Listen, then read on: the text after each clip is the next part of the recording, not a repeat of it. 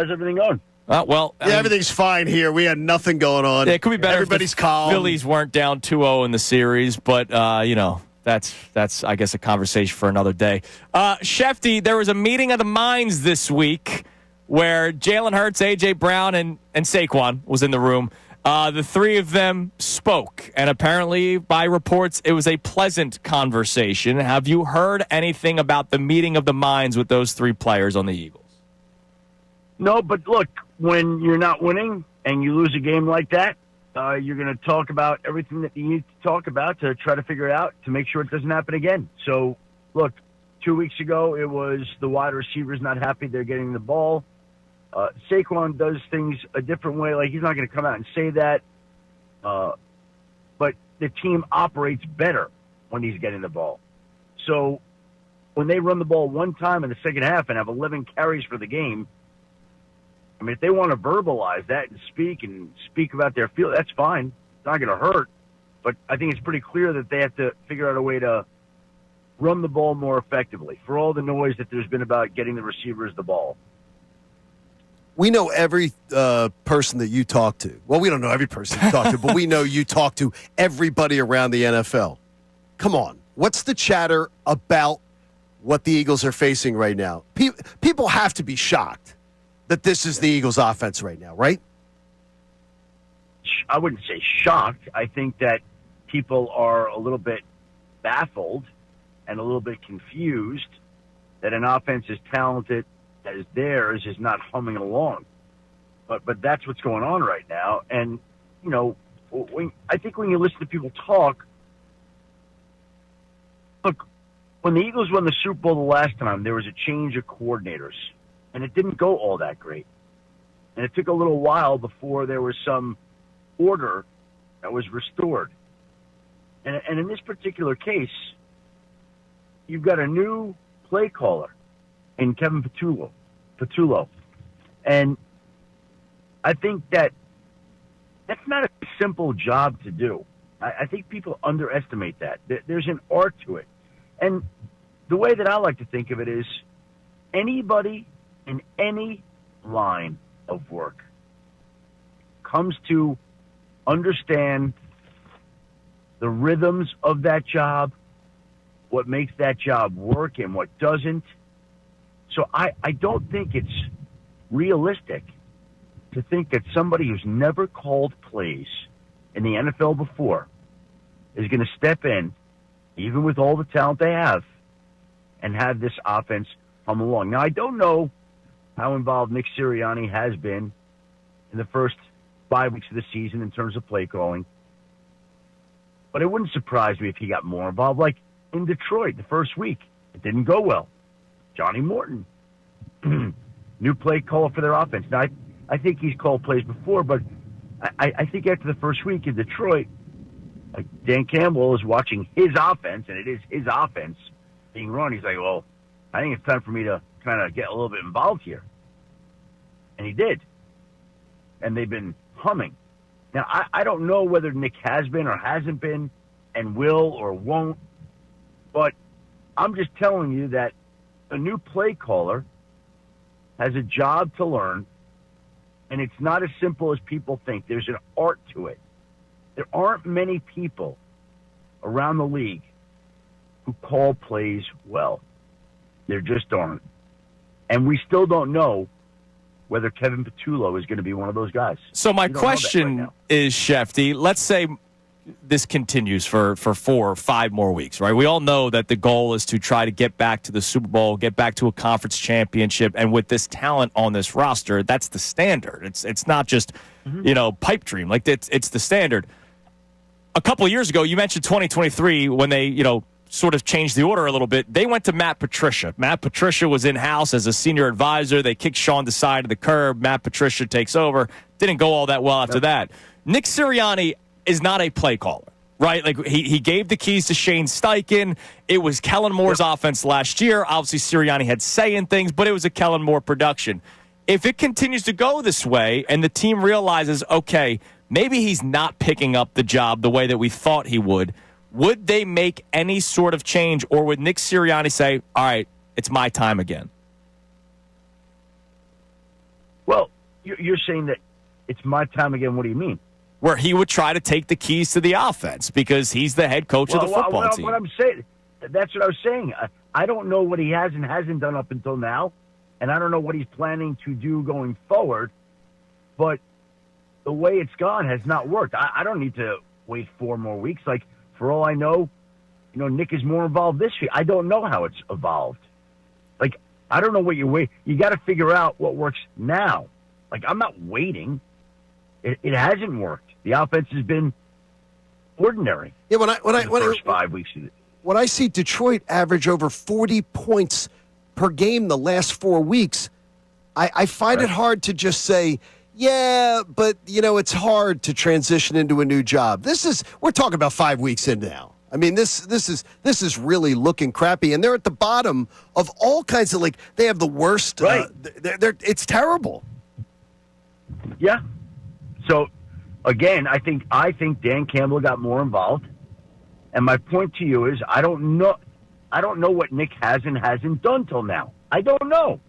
Has he gotten more involved? Has he not? Has he left to Kevin? Has he not? Has he gotten more involved this week? I don't know. Is he going to get more? Again, my point is what they've been doing hasn't worked. Andrew was saying if this continues on 3-4 weeks from now, would Nick try to take back his job or get more?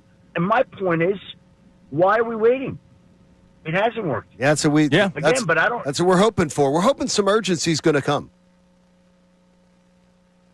Again, you have to do what it takes, and I think that, like I said, that's just a big job.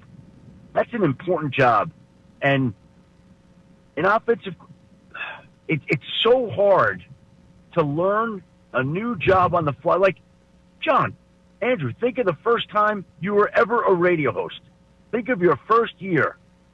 Did you understand how the board operated, what was a good segment, what wasn't, how to get in and out of break?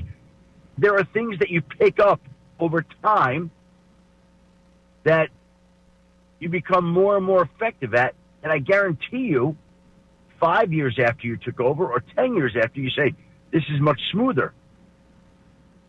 By the way, just like when I was a newspaper writer at first. Sure. Like, you're kind of flailing, you're trying to figure out how this works. Okay, but here's the thing. I'm going to give you a better example, though. 6 p.m. Sports Center. Kevin Nagandi decides to come home to Philadelphia and live here. He decides to leave Sports Center. They're not tossing the keys to the 6 o'clock Sports Center to somebody who has never done major market TV, let alone something as big as the 6 o'clock Sports Center. They're picking somebody who's qualified to step into that chair. This guy has never called plays, and he's been in the NFL any one of a number of 17 seasons and has never been given that kind of responsibility. There's a lot of red flags. And if we're going to use the Kevin Nagandi example, Kevin Nagandi is fantastic at what he does, and he just left. In our country, many people who have done anchoring jobs, the majority of them would not do the job the way that Kevin does. But they would be able to anchor, and the people at home wouldn't necessarily realize that the show has slipped off all that much, probably. There are 32 play callers for NFL teams in this country. 32. And some of them aren't very good. So now we're down to maybe 15. Maybe 15. And by the way, there are only a handful of elite play callers. So even if you think you want to go big to replace Kellen Moore, and even if you feel like you've got to find the best candidate, you could take as big a swing as you want. It might not work. And by the way, Evan Tulo still might turn out to be an effective play caller. All I'm saying is it's a bigger job than people think. There are no assurances that any one person is going to be great or succeed at it. And there is a acclimation and adjustment period that I think people overlook and underestimate. Schefter, some non-Eagles nuggets, even though the Eagles are dealing with some injuries of their own. I'm not asking you to be a doctor and tell me why this is happening, but do you get the sense that there's more big-name injuries this year than previous years, or am I just living in the moment? Because I swear it's big name after big name that's dropping. I'd have to go look at the data. My immediate reaction would be, it's like this every year. There are big names every year that go down. Now, this year, there was a weekend where there were quarterbacks that went down. The weekend that Joe Burrow and J.J. McCarthy and Jaden Daniels all went down same week. There was another week where there were running backs, James Conner, Najee Harris. Now we're coming out of this week, a little bit of a running back week again. Amarian Hampton, Antonio Gibson. You got Lamar's banged up. Terrion Arnold gets hurt. I mean, it just seems like all across the league at this point. Talk to my fantasy football team where half my bench is out.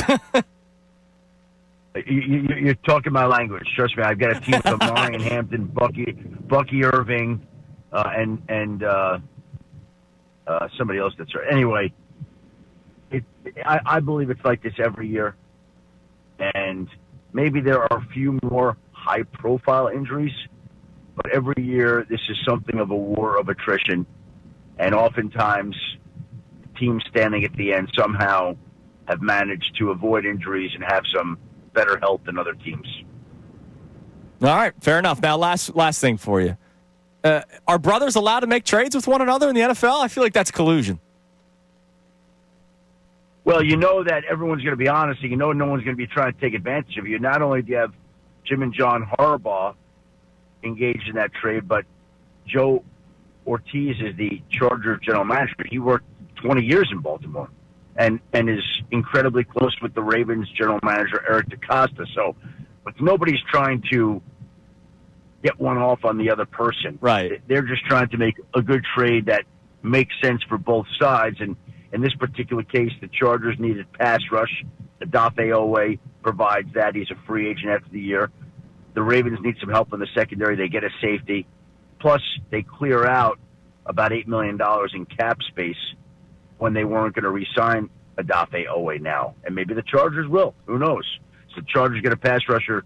Ravens get a safety. The Ravens get some better picks, and the Ravens save some money. I just like to envision that happened over like the dinner table. That John and Jim decide to get dinner with one another and say, let's make a trade, just like the old days. Schefter, we appreciate the time as always, man. We'll talk to you next week.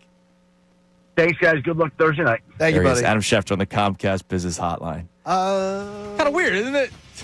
Hey, guys, every single Wednesday, Adam Schefter joins us right around the top of the hour, 8 o'clock. And, you can always track it on our socials. Yeah, like and subscribe on our YouTube channel. We appreciate it as always. Schefter always comes with such great information that you're not going to get anywhere else.